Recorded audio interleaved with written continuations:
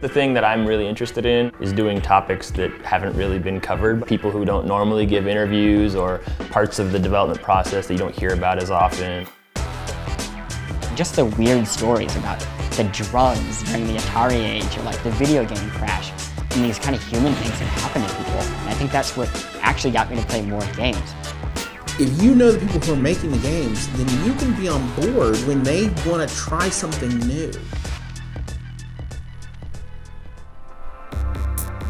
Definition of feature, they want to be timeless. You want to be able to read one of our features 6 months from now and it will be just as relevant as it was today. There will always be people making video games, there will always be people playing video games. The story of the people who are making those games, those stories automatically have a higher interest level. They're going to have a broader reach.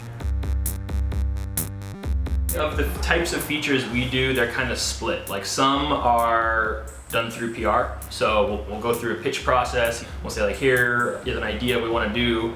Here's what we would need to make it happen. And then it's up to them to kind of explain like, oh, you know, we can get this, but we can't get this, or we hate you, so here, so you're not going to get talk with this person, or we love you here, so you're going to get this kind of day in the life access. Reputation is everything. Most of the stories that we get access to through PR people, and they're only going to give us that story if they know we're going to do it right.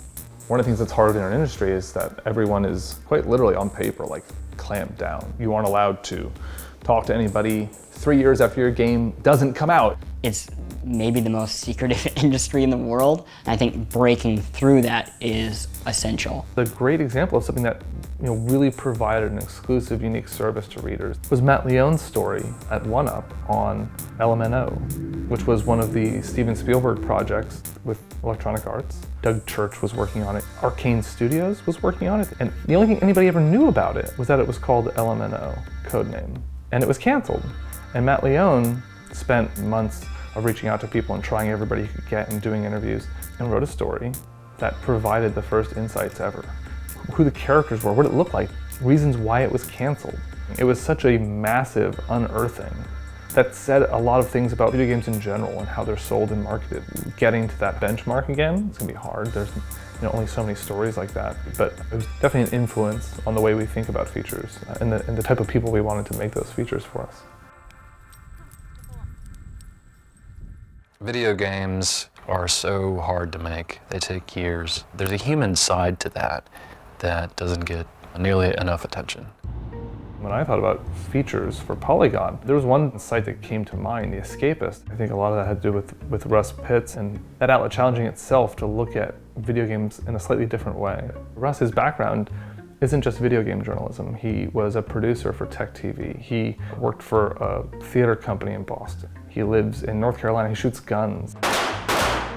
And he doesn't fit the mold of the type of person you'd think was doing this sort of thing. It provides him with a much different insight into the stories he covers. I've looked at all of these various entertainment media, and my passion, my interest is in how they all intersect.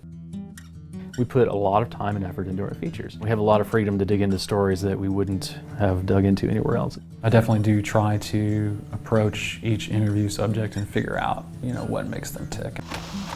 Hello. Yes, that's right. We're looking for James. Straight down this driveway and open the gate. Okay. The studio's in the backyard. Oh, okay. Sorry to bother you. Jason Graves is an award-winning composer who has written the music for Dead Space. He's currently writing the music for Dead Space 3. He happens to live right down the road from me. I just keep amassing all these crazy instruments to try to get, kind of a unique sound, because that's the biggest thing. Trying to, distinguish myself a little bit and do original stuff that kind of sets itself apart. I find the human act of picking up an object and making beautiful sounds out of it very, very compelling.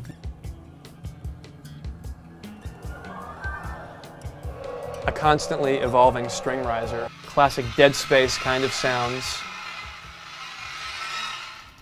What's wonderful is they realize what a primal, instinctive reaction music gives you, especially when you're trying to be tense. I want to share my passion for this medium through sharing the stories of the people who create it.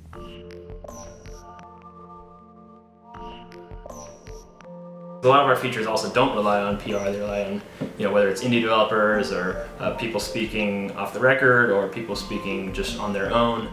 Making a game isn't just designing a game based off of other games. It's about incorporating everything that you have, all of your experiences, everything that turns into your perspective and making something out of it. There's a reason for all the choices you make, but a lot of times you're just going, that's the thing that I want, or that feels right, or whatever.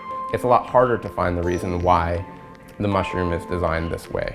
Or, Miyamoto wanted to make a game about going from left to right and jumping. When you have a press that's more interested in the person behind it, that's starting to give them a lens and the readers a lens where you're finding out about the culture and not just about the product.